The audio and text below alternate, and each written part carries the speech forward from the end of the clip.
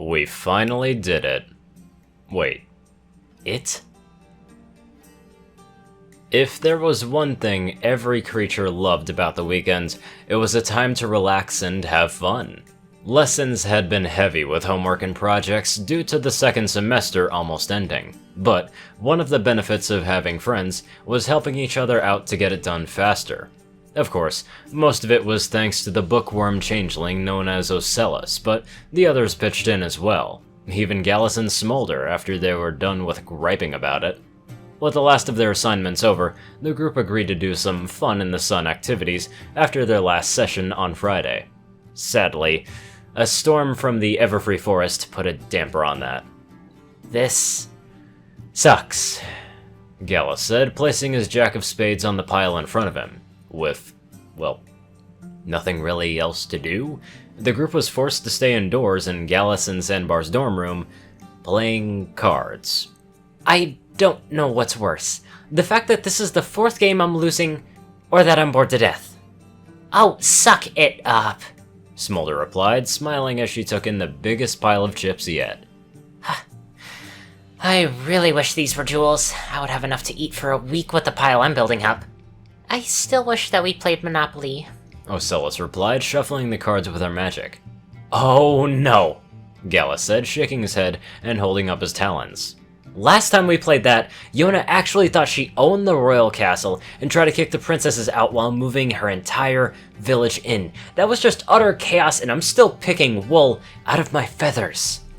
"Speaking of which, where's Yona and Sandbar?" Silverstream asked, flying in with a plate of freshly made cupcakes.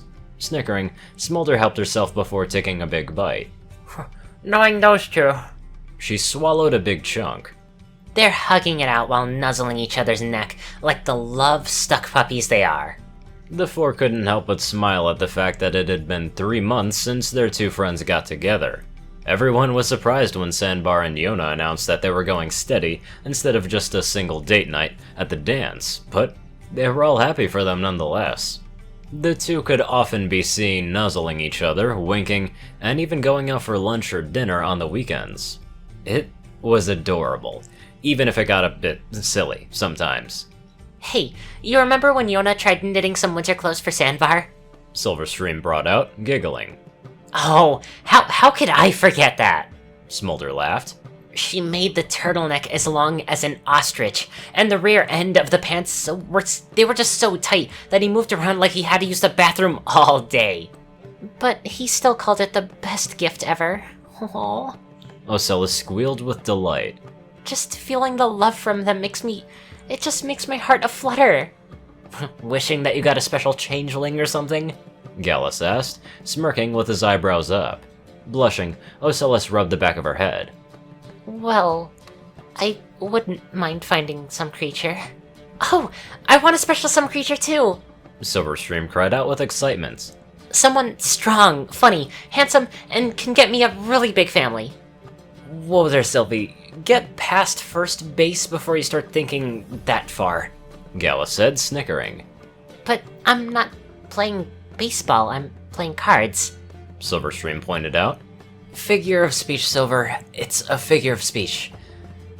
I'm getting you a book on such sentences on your birthday," Gallus muttered as he looked at his cards. However, before they could begin, the door opened and in popped Sandbar, looking tired and sweaty, but smiling like he won the lottery. "Well, speak the devil, look who finally arrived!" "Hey guys," Sandbar greeted as he went over to the group, sat down, and took a cupcake in his mouth. "Oh, that's good. All that hard work really puts up an appetite." "Where's Yona?" Smolder asked, placing down a card. "She'll be here soon, she's recovering," Sandbar answered, finishing his cupcake. "Recovering from what?" Smolder asked again, eyebrow raised. "Oh, we finally did it." There was a long silence as a confused Sandbar tilted his head upon the looks that he was getting. All 4 of his friends were just staring at him with wide eyes and jaws wide open. Gallus dropped his cards in shock, while blushing, and Smolder suddenly slapped herself to make sure that she was hearing right. Ocellus had turned bright red to the point that she almost looked like as red as an apple, while Silverstream had crumbs from her half-eaten cupcake drop from her mouth. What? Sandbar asked, his eyebrow raised. Gallus shook his head and rushed towards his friend, gripping his shoulders. Wait a minute! What? When you said you two finally did it, did you mean it? That kind of it? Yeah, we've been preparing for weeks, but after a lot of preparation... Smolder held her hands to her mouth to prevent her from laughing, but Sandbar ignored her. We decided to do it. But you... Ocellus looked ready to burst like a volcano before she walked over to a nearby sink and started drinking from it to calm down. Dude, like, seriously? Since when did you two decide this? Gallus asked in awe. About 2 weeks ago, Sandbar replied, shrugging. Yona thought it was a time that we finally finished what we started. I mean, sure, it took us a while, but we finally mastered it today. How do you even master? Silverstream just muttered to herself before shaking her head. But what about the consequences? Consequences? Sandbar asked, rubbing his chin. Well, I guess there was a problem with Yona being bigger than me, but it's not about your size, but it's how you move after all when you're in the action.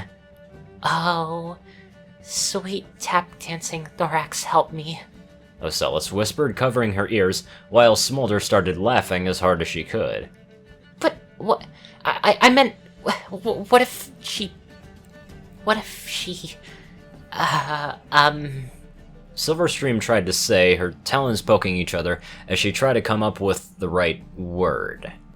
Well, he is a pony, and she is a yak. I don't think they have to worry about little surprises, Gallus said, pointing out the obvious biological differences.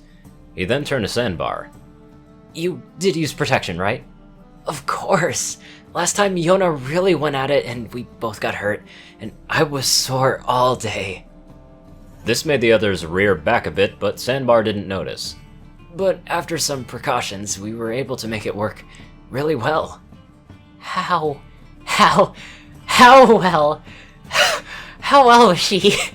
Smolder asked, unable to help herself as she struggled to stay sitting still. What are you, a perv? Silverstream hissed silently. Shut up! This is good! Smolder replied. Oh, it was great. Yona was an absolute beast the way she moved and flipped and stomped. I'm surprised you couldn't hear us from here.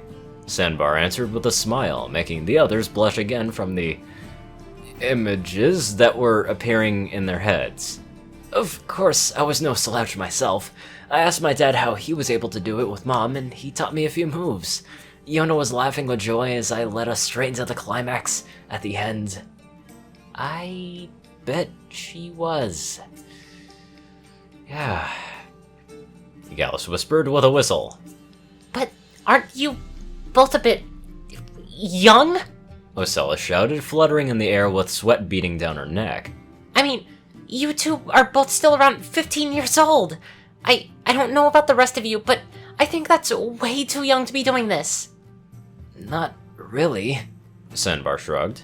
I mean, Professor Rarity was doing it our age. She even helped us out during our practice sessions. A much longer and more uncomfortable silence went on, as instead of red, the four were starting to turn green. Ocellus had enough and soon was puking in a trash can while Silverstream looked ready to faint. Smolder finally stopped laughing and stared at Sandbar like he had grown two heads, while Gallus was thinking about where he could find the nearest professional authorities. Of course, she was much better than Princess Twilight. I heard she did it once with Princess Celestia and she'd messed up so bad that she was all but forbidden on doing it again with her, Sandbar pointed out.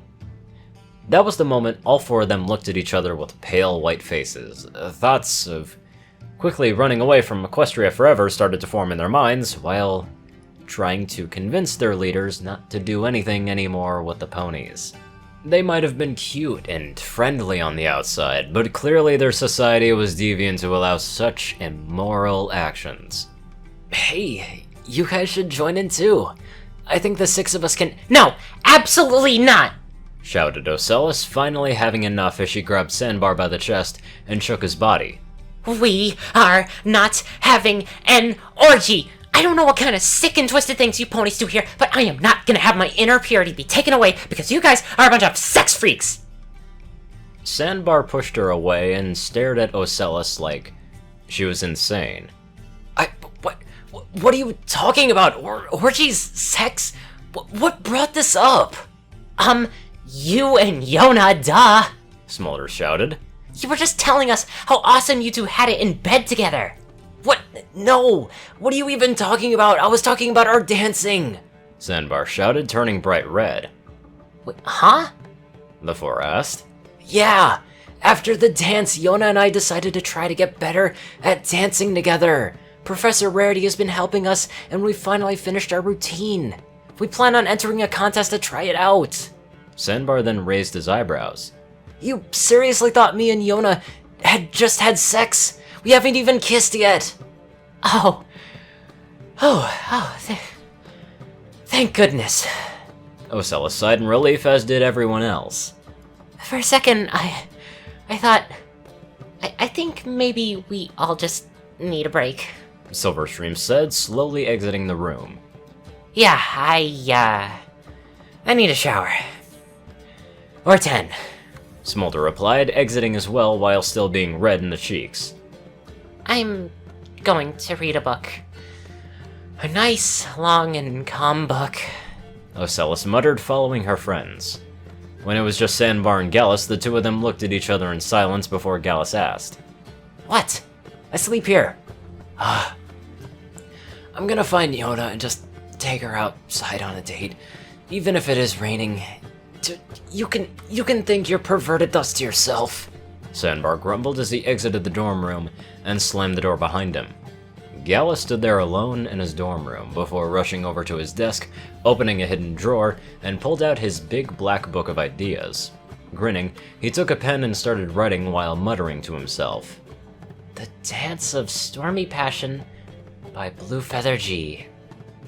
It was a dark and stormy night as the Prince Waterline, ruler of the Pony Ocean Kingdoms, secretly met his lover, the Icy-Yak Princess Yuna, under the cover of night. Little did they know that at long last their forbidden romance was going to turn hot as their loins began to dance against each other.